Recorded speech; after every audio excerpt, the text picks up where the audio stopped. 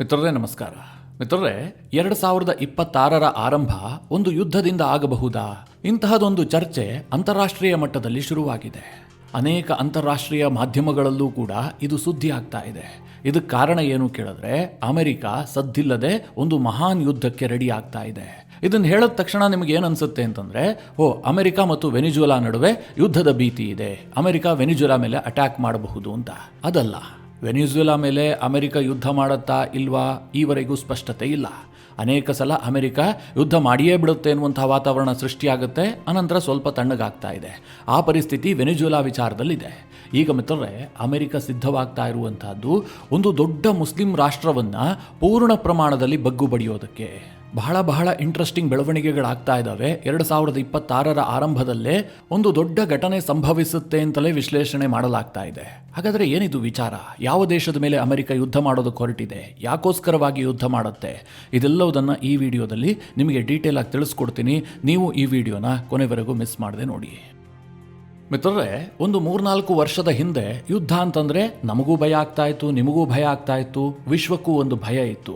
ಯಾಕೆ ಅಂತಂದರೆ ಯುದ್ಧ ಅನ್ನುವಂಥ ಪದವನ್ನು ಕೇಳೋದೇ ಬಹಳ ಅಪರೂಪ ಆಗಿತ್ತು. ಆದರೆ ಈಗೊಂದು 4 ವರ್ಷದಿಂದ ನಿರಂತರವಾಗಿ ಯುದ್ಧ ಅನ್ನುವಂಥದ್ದನ್ನು ಪ್ರತಿನಿತ್ಯ ಕೇಳ್ತಾ ಇದ್ದೀವಿ. ಹೊಸ ಯುದ್ಧಕ್ಕೂ ಕೂಡ ನಾವೆಲ್ಲ ಸಾಕ್ಷಿಯಾಗಿದ್ದೀವಿ. ಅದರಲ್ಲೂ 2025ರ ಕಥೆಯಂತೂ ಕೇಳೋದೇ ಬೇಡ. 2025ರಲ್ಲಿ ಅತಿ ಹೆಚ್ಚು ಯುದ್ಧಗಳು ಸಂಭವಿಸಿದೆ. ಒಂದು ಕಡೆ ಗಾಜಾ ಮತ್ತು ಇಸ್ರೇಲ್ ಯುದ್ಧ ನಡೀತಾ ಇತ್ತು, ಇನ್ನೊಂದು ಕಡೆ ಇಸ್ರೇಲ್ ಇರಾನ್ ಮೇಲೆ ಯುದ್ಧ ಮಾಡಿತು, ಭಾರತ ಪಾಕಿಸ್ತಾನದ ಮೇಲೆ ಯುದ್ಧ ಮಾಡಿತು, ಪಾಕಿಸ್ತಾನ ಆಫ್ಘಾನಿಸ್ತಾನದ ಮೇಲೆ ಯುದ್ಧ ಮಾಡಿತು, ಕಾಂಬೋಡಿಯಾ ಥೈಲ್ಯಾಂಡ್ ನಡುವೆ ಯುದ್ಧದ ಸನ್ನಿವೇಶ ಉಂಟಾಯಿತು, ರಷ್ಯಾ ಉಕ್ರೇನ್ ಯುದ್ಧ ಅದೇ ರೀತಿಯಾಗಿ ಮುಂದುವರಿತಾ ಇದೆ. ಇದೆಲ್ಲದರ ನಡುವೆ ವೆನಿಜುವೆಲಾ ಮೇಲೂ ಕೂಡ ಟ್ರಂಪ್ ಯುದ್ಧ ಮಾಡ್ತಾರೆ ಎನ್ನುವಂತಹ ವಾತಾವರಣ ನಿರ್ಮಾಣ ಆಗಿತ್ತು. ಈಗ ಟ್ರಂಪ್ ಏನು ಹೇಳ್ಕೊಳ್ತಾ ಇದ್ದಾರೆ? ನಾನು 2025ರಲ್ಲಿ 8 ಯುದ್ಧಗಳನ್ನು ನಿಲ್ಲಿಸಿದ್ದೀನಿ, ನನಗೆ ನೊಬೆಲ್ ಶಾಂತಿ ಪುರಸ್ಕಾರ ಬರಬೇಕು ಅಂತ. ಆದರೆ ಮಿತ್ರರೇ, ಅದೇ ಟ್ರಂಪ್ ಮತ್ತೊಂದು ರಾಷ್ಟ್ರದ ಮೇಲೆ ಯುದ್ಧಕ್ಕೆ ಸದ್ದಿಲ್ಲದೆ ತಯಾರಿ ಮಾಡಿಕೊಳ್ತಾ ಇದ್ದಾರೆ. ಈ ವಿಚಾರವನ್ನು ಕೇಳಿದ್ರೆ ನಿಮಗೆ ಆಶ್ಚರ್ಯ ಆಗಬಹುದು, ಆದರೂ ಕೂಡ ಸತ್ಯ. ಅದೇನು ಕೇಳಿದ್ರೆ, ಅಮೆರಿಕ ಇರಾನ್ ಮೇಲೆ ಮತ್ತೊಮ್ಮೆ ನಿರ್ಣಾಯಕ ಯುದ್ಧವನ್ನ ಮಾಡೋದಕ್ಕೆ ಸಿದ್ಧತೆಯನ್ನ ನಡೆಸ್ತಾ ಇದೆ. ಈ ಪ್ಲಾನ್ ಅನ್ನ ರೆಡಿ ಮಾಡ್ತಾ ಇರುವಂತಹದ್ದು ಇಸ್ರೇಲ್. ಈ ಸುದ್ದಿ ಈಗ ಅಂತಾರಾಷ್ಟ್ರೀಯ ಮಟ್ಟದಲ್ಲಿ ಬಹಳ ಪ್ರಮಾಣದಲ್ಲಿ ಸದ್ದು ಮಾಡ್ತಾ ಇದೆ. ಇದಕ್ಕೆ ಕಾರಣ ಆಗಿರೋದೇನು ಕೇಳಿದ್ರೆ, ಇದೇ ಡಿಸೆಂಬರ್ 29ನೇ ತಾರೀಕು ಇಸ್ರೇಲ್ನ ಪ್ರಧಾನಿ ನೆತನ್ಯಾಹು ಅವರು ಅಮೆರಿಕ ಪ್ರವಾಸವನ್ನು ಕೈಗೊಳ್ತಾರೆ. ಮಿತ್ರರೇ, ಬೇರೆ ಬೇರೆ ಕಾರಣಕ್ಕೆ ಈ ಪ್ರವಾಸಕ್ಕೆ ಸಾಕಷ್ಟು ಮಹತ್ವ ಇದೆ. ಆದರೆ ಮಾಧ್ಯಮಗಳು ಏನು ವರದಿ ಮಾಡ್ತಾ ಇದ್ದಾವೆ ಅಂತಂದ್ರೆ, ಇಸ್ರೇಲ್ನ ಪ್ರಧಾನಿ ನೆತನ್ಯಾಹು ಅವರು ಇರಾನ್ ಅನ್ನ ಧ್ವಂಸ ಮಾಡೋದಕ್ಕೆ ಒಂದು ಡೀಟೇಲ್ ಪ್ಲಾನ್ ಅನ್ನ ರೆಡಿ ಮಾಡ್ಕೊಂಡಿದ್ದಾರೆ. ಆ ಪ್ಲಾನ್ ಜೊತೆಗೆ ಅಮೆರಿಕಾಗೆ ಡಿಸೆಂಬರ್ 29ನೇ ತಾರೀಕು ಹೋಗ್ತಾ ಇದ್ದಾರೆ. ಟ್ರಂಪ್ಗೆ ಆ ಪ್ಲಾನ್ ಬಗ್ಗೆ ವಿವರಣೆಯನ್ನ ಕೊಡ್ತಾರೆ. ಟ್ರಂಪ್ ಫೈನಲ್ ಮಾಡ್ತಿದ್ದ ಹಾಗೆ ಅಮೆರಿಕ ಈ ಬಾರಿ ಇರಾನ್ ಮೇಲೆ ದಾಳಿ ಮಾಡುತ್ತೆ, ಆ ರೀತಿಯಾದಂತಹ ಸ್ಕೆಚ್ ಅನ್ನ ರೆಡಿ ಮಾಡಲಾಗಿದೆ ಅಂತ ಅಂತಾರಾಷ್ಟ್ರೀಯ ಪತ್ರಿಕೆಗಳು ವರದಿ ಮಾಡ್ತಾ ಇದ್ದಾವೆ. ಇನ್ನೂ ಆತಂಕಕಾರಿಯಾದ ಅಂಶ ಏನು ಗೊತ್ತಾ? ಈ ಬಾರಿ ಅಮೆರಿಕ ಇರಾನ್ ಮೇಲೆ ಬರೋಬ್ಬರಿ 500 ಬಾಂಬ್ ದಾಳಿ ಮಾಡಬೇಕು ಅಂತ ಇಸ್ರೇಲ್ ಬಯಸ್ತಾ ಇದೆಯಂತೆ. ನೆತನ್ಯಾಹು ಅವರ ಬಯಕೆ ಅಲ್ಲ. ಕಳೆದ ಜೂನ್ನಲ್ಲಿ ಇಸ್ರೇಲ್ ಇರಾನ್ ಮೇಲೆ ಯುದ್ಧ ಮಾಡಿದೆ, ಇರಾನ್ಗೆ ಬಹಳಷ್ಟು ನಷ್ಟವನ್ನ ಮಾಡಿದೆ. ಇರಾನ್ ಅದರಿಂದ ಚೇತರಿಸಿಕೊಳ್ಳೋದಕ್ಕೆ ಸಾಕಷ್ಟು ಹೆಣಗಾಡ್ತಾ ಇದೆ.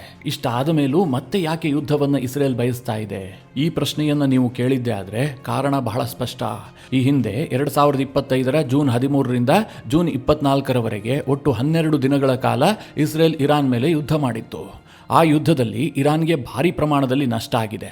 ಅದೇನು ಸಣ್ಣ ಪುಟ್ಟ ನಷ್ಟ ಅಲ್ಲ. ಇರಾನ್ನ ಅಣುವಿಜ್ಞಾನಿಗಳ ಸಾವಾಗಿದೆ, ಟಾಪ್ ಮಿಲಿಟರಿ ಕಮಾಂಡರ್ಗಳನ್ನು ಇಸ್ರೇಲ್ ಹೊಡೆದುಹಾಕಿದೆ, ತುಂಬ ಇಂಪಾರ್ಟೆಂಟ್ ಆದಂತಹ ಮಿಲಿಟರಿ ಅಸೆಟ್ಗಳನ್ನು ಕೂಡ ಇಸ್ರೇಲ್ ನಾಶ ಮಾಡಿದೆ.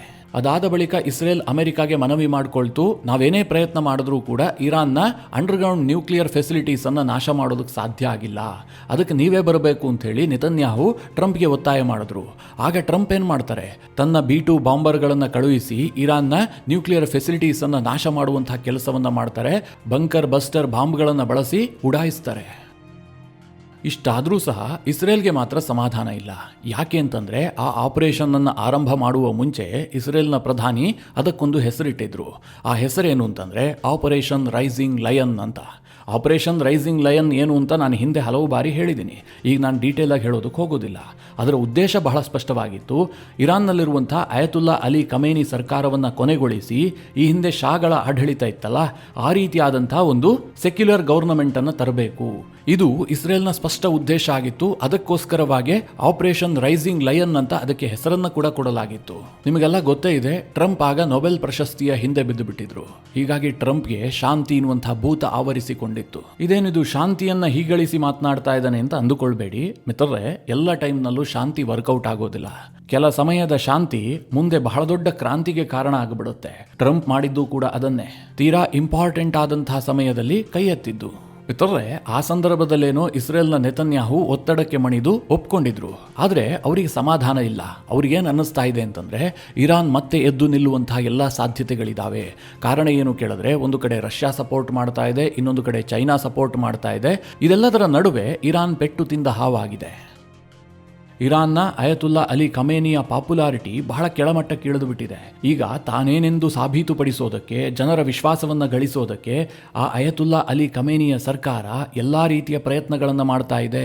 ಮತ್ತೆ ಇರಾನ್ ಏನಾದರೂ ಗಟ್ಟಿಗೊಳ್ತು ಅಂತಂದ್ರೆ ಅದರ ನೇರ ಥ್ರೆಟ್ ಇರುವಂತಹದ್ದು ಇಸ್ರೇಲ್ಗೆ. ಹೀಗಾಗಿ ನೆತನ್ಯಾಹು ಮತ್ತೊಂದು ಪ್ಲಾನ್ ಅನ್ನ ಮಾಡಿಕೊಂಡಿದ್ದಾರೆ. ಈ ಬಾರಿ ಟ್ರಂಪ್ ಅವರನ್ನ ಕನ್ವಿನ್ಸ್ ಮಾಡಿಯೇ ಮಾಡ್ತೀನಿ ಎನ್ನುವಂತಹ ವಿಶ್ವಾಸದಲ್ಲಿ ನೆತನ್ಯಾಹು ಅಮೆರಿಕ ಪ್ರವಾಸ ಕೈಗೊಳ್ತಾ ಇದ್ದಾರೆ ಅಂತ ವರದಿಗಳಿದಾವೆ. ಯಾಕೆ ಇಸ್ರೇಲ್ ಇಷ್ಟೊಂದು ಉತ್ಸಾಹವನ್ನು ತೋರಿಸ್ತಾ ಇದೆ ಅಂತಂದ್ರೆ, ಇರಾನ್ನ ಇತಿಹಾಸವನ್ನು ನೋಡಿದ್ರೆ ಈಗ ಇರಾನ್ ಇದೆಯಲ್ಲ, ಇದು ಅತ್ಯಂತ ವೀಕ್ ಆದಂತಹ ಇರಾನ್. ಯಾಕೆ ಅಂತಂದ್ರೆ, ಒಂದು ಕಡೆ ಹಿಜ್ಬುಲ್ಲಾ ನಾಶ ಆಗೋಗಿದೆ, ಹೂತಿಗಳು ಕೂಡ ಪವರ್ ಕಳೆದುಕೊಂಡಿದ್ದಾರೆ, ಹಮಾಸ್ ನಾಮಾವಶೇಷ ಆಗಿದೆ. ಇನ್ನೊಂದು ಕಡೆಯಲ್ಲಿ ಸಿರಿಯಾದಲ್ಲಿದ್ದಂತಹ ಅಸದ್ ಸರ್ಕಾರವೂ ಕೂಡ ಕೊನೆಗೊಂಡಿದೆ, ಅಂದ್ರೆ ಸಿರಿಯಾ ಕೂಡ ಕೈತಪ್ಪು ಹೋಗಿದೆ. ಇತ್ತ ಕಡೆಯಲ್ಲಿ ಇರಾನ್ನ ಪರಿಸ್ಥಿತಿಯನ್ನ ನೋಡಿ, ಟಾಪ್ ಲೆವೆಲ್ನ ಕಮಾಂಡರ್ಗಳೆಲ್ಲರೂ ಕೂಡ ಹೋಗ್ಬಿಟ್ಟಿದ್ದಾರೆ. ಇರಾನ್ನ ಸೇನೆಯೂ ಕೂಡ ವೀಕ್ ಆಗಿದೆ, ಇರಾನ್ನ ಏರ್ ಫೋರ್ಸ್ ವೀಕ್ ಆಗಿದೆ. ಇದು ರೈಟ್ ಟೈಮ್.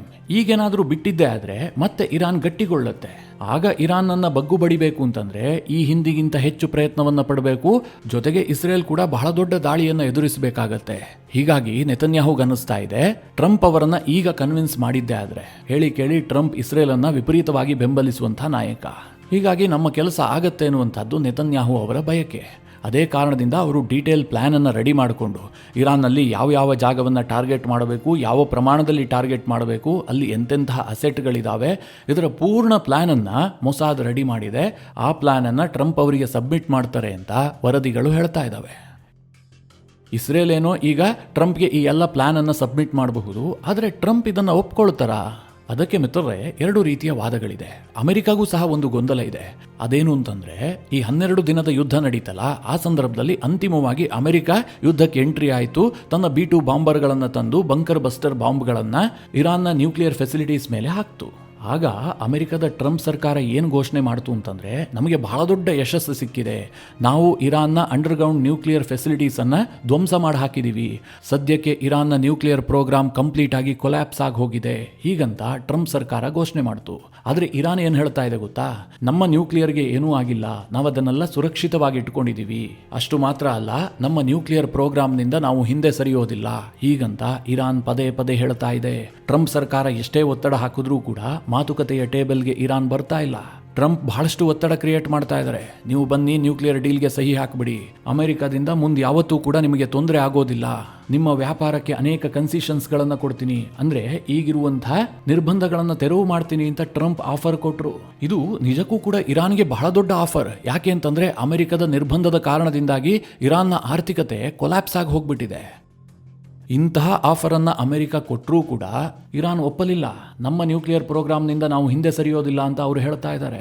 ಹೀಗಾಗಿ ಅಮೆರಿಕಾಗೂ ಕೂಡ ಡೌಟ್ ಇದೆ, ಇರಾನ್ ಸಡನ್ ಆಗಿ ನ್ಯೂಕ್ಲಿಯರ್ ಟೆಸ್ಟ್ ಅನ್ನ ಮಾಡಿಬಿಡಬಹುದು, ಅವರು ಅದಕ್ಕೆ ರೆಡಿ ಆಗಿದ್ದಾರೇನೋ, ಈ ಅನುಮಾನ ಟ್ರಂಪ್ ಸರ್ಕಾರಕ್ಕೂ ಕೂಡ ಇದೆ. ಈ ಕಾರಣದಿಂದ ನೆತನ್ಯಾಹು ಅವರ ಯುದ್ಧದ ಪ್ಲಾನ್ ಅನ್ನ ಸಾರಾಸಗಟಾಗಿ ಟ್ರಂಪ್ ತಿರಸ್ಕಾರ ಮಾಡ್ತಾರೆ ಅಂತ ಹೇಳೋದಕ್ಕೆ ಸಾಧ್ಯ ಇಲ್ಲ. ಆದ್ರೂ ಮಿತ್ರರೇ, ಮುಂದಿನ ಕೆಲ ದಿನಗಳಲ್ಲಿ ನೀವು ಮಾಧ್ಯಮದಲ್ಲಿ ಒಂದು ಸುದ್ದಿಯನ್ನಂತೂ ನೋಡ್ತೀರಿ. ಅದೇನು ಕೇಳಿದ್ರೆ, ಟ್ರಂಪ್ ಅವರ ಮುಂದೆ ನೆತನ್ಯಾಹು ತನ್ನ ಯುದ್ಧದ ಪ್ಲಾನ್ ಅನ್ನ ಸಬ್ಮಿಟ್ ಮಾಡಿದ್ರು, ಟ್ರಂಪ್ ಅದನ್ನ ತಿರಸ್ಕಾರ ಮಾಡಿಬಿಟ್ರು ಅಂತ. ಇದು ಅಮೆರಿಕದ ಒಂದು ತಂತ್ರಗಾರಿಕೆಯ ಭಾಗವೂ ಆಗಿರುತ್ತೆ. ಈ ಹಿಂದೆಯೂ ಕೂಡ ಹೀಗೆ ಆಗಿತ್ತು. ಟ್ರಂಪ್ ಇರಾನ್ ಮೇಲೆ ಯುದ್ಧ ಮಾಡಬಹುದು ಅನ್ನುವಂತಹ ವಾತಾವರಣ ಇತ್ತು.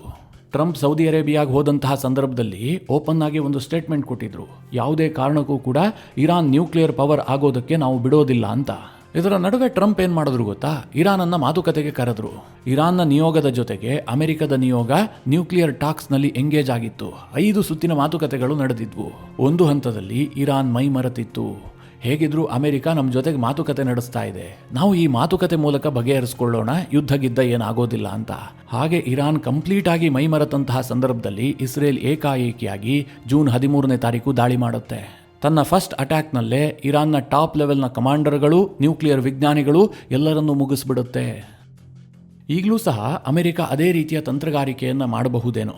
ನೆತನ್ಯಾಹು ಪ್ಲಾನನ್ನು ತಿರಸ್ಕರಿಸಿದ್ದೀನಿ ಅಂತ ಹೇಳಿ ಇರಾನ್ ಜೊತೆಗೆ ನಾನೆಲ್ಲ ಸರಿ ಮಾಡ್ಕೊಳ್ತೀನಿ, ಮಾತುಕತೆ ಮೂಲಕ ಬಗೆಹರಿಸ್ಕೊಳ್ತೀನಿ, ಡೀಲ್ಗೆ ಆಹ್ವಾನಿಸ್ತೀನಿ ಹೀಗೆಲ್ಲ ಟ್ರಂಪ್ ಹೇಳ್ತಾ ಇದ್ದು, ಇನ್ನೊಂದು ಕಡೆಯಲ್ಲಿ ಅಮೆರಿಕ ಸರ್ಪ್ರೈಸ್ ಅಟ್ಯಾಕನ್ನು ಮಾಡಿದ್ರೂ ಕೂಡ ಆಶ್ಚರ್ಯ ಇಲ್ಲ. ಈಗ ಸಿರಿಯಾ ಮೇಲೆ ಮೊನ್ನೆ ದಾಳಿ ಮಾಡಿದ್ರಲ್ಲ, ಅದೇ ಪ್ರಕಾರವಾಗಿ ಇರಾನ್ ಮೇಲೆ ದಾಳಿ ಮಾಡಿದ್ರೂ ಏನು ಆಶ್ಚರ್ಯ ಇಲ್ಲ. ಮಿತ್ರರೇ, ಟ್ರಂಪ್ ಮತ್ತು ಇಸ್ರೇಲ್ನ ಸಂಬಂಧ ಬಹಳ ಗಟ್ಟಿಯಾಗಿದೆ. ಅದು ಕೇವಲ ನೆತನ್ಯಾಹು ಮತ್ತು ಟ್ರಂಪ್ ನಡುವಿನ ಫ್ರೆಂಡ್ಶಿಪ್ ಅಲ್ಲ, ಅದರ ಆಚೆಗಿನ ಒಂದು ಸಂಬಂಧ ಇದೆ. ನಾನು ಹಿಂದೊಂದು ವಿಡಿಯೋದಲ್ಲಿ ಕೂಡ ನಿಮಗೆ ಹೇಳಿದ್ದೆ, ಟ್ರಂಪ್ ಅವರ ಮಗಳು ಯಹೂದಿ ಧರ್ಮಕ್ಕೆ ಕನ್ವರ್ಟ್ ಆಗಿದ್ದಾಳೆ. ಯಾಕೋಸ್ಕರವಾಗಿ ಅಂತಂದ್ರೆ ಅವಳು ಮದುವೆ ಆಗಿದ್ದು ಕೂಡ ಒಬ್ಬ ಯಹೂದಿಯನ್ನ. ಹೀಗಾಗಿ ಟ್ರಂಪ್ ಅವರಿಗೆ ಇಸ್ರೇಲ್ನ ಬಗ್ಗೆ ವಿಶೇಷವಾದಂತಹ ಆಸಕ್ತಿ ಇದೆ. ಆ ದೇಶವನ್ನ ಬಚಾವ್ ಮಾಡಬೇಕು, ಆ ದೇಶಕ್ಕೆ ಯಾವುದೇ ಥ್ರೆಟ್ ಇರಬಾರದು ಅಂತ ಟ್ರಂಪ್ ಕೂಡ ಬಯಸ್ತಾ ಇದ್ದಾರೆ. ಹೀಗಾಗಿ ತನ್ನ ಕಾಲದಲ್ಲೇ ಇರಾನ್ ವಿಚಾರದಲ್ಲಿ ಒಂದು ದೊಡ್ಡ ನಿರ್ಧಾರವನ್ನ ಕೈಗೊಂಡ್ರೂ ಕೂಡ ಆಶ್ಚರ್ಯ ಇಲ್ಲ. ಸದ್ಯ ಈ ಬಗ್ಗೆ ಬಹಳ ದೊಡ್ಡ ಮಟ್ಟದಲ್ಲಿ ಚರ್ಚೆ ಆಗ್ತಾ ಇದೆ. ಮಿತ್ರರೇ, ಮುಂದೆ ಈ ವಿಚಾರದಲ್ಲಿ ಏನೇ ಡೆವಲಪ್ಮೆಂಟ್ ಆದ್ರೂ ಕೂಡ ನಿಮಗೆ ವಿಡಿಯೋ ಮಾಡಿ ತಿಳಿಸುವಂತಹ ಪ್ರಯತ್ನವನ್ನ ಮಾಡ್ತೀನಿ. ಈ ವಿಚಾರದಲ್ಲಿ ನಿಮ್ಮ ಅನಿಸಿಕೆ ಅಭಿಪ್ರಾಯಗಳೇನು ಕಮೆಂಟ್ ಮಾಡುವ ಮೂಲಕ ನಮಗೆ ತಿಳಿಸಿ. ಹಾಗೆ ನಿಮಗೆ ಈ ವಿಡಿಯೋ ಇಷ್ಟವಾದರೆ ಲೈಕ್ ಮಾಡಿ. ಜೊತೆಗೆ ನೀವಿನ್ನೂ ನಿಮ್ಮ ನೆಚ್ಚಿನ ಸಂಸ್ಕಾರ ಸೌರಭ ಯೂಟ್ಯೂಬ್ ಚಾನಲ್ನ ಸಬ್ಸ್ಕ್ರೈಬ್ ಮಾಡಿಲ್ಲ ಅಂತಾದರೆ ಈ ಕೂಡಲೇ ಸಬ್ಸ್ಕ್ರೈಬ್ ಮಾಡಿ. ಮುಂದಿನ ಎಲ್ಲ ಅಪ್ಡೇಟ್ಗಳ ನೋಟಿಫಿಕೇಷನ್ಗಾಗಿ ಬೆಲ್ ಐಕಾನ್ ಒತ್ತಿ.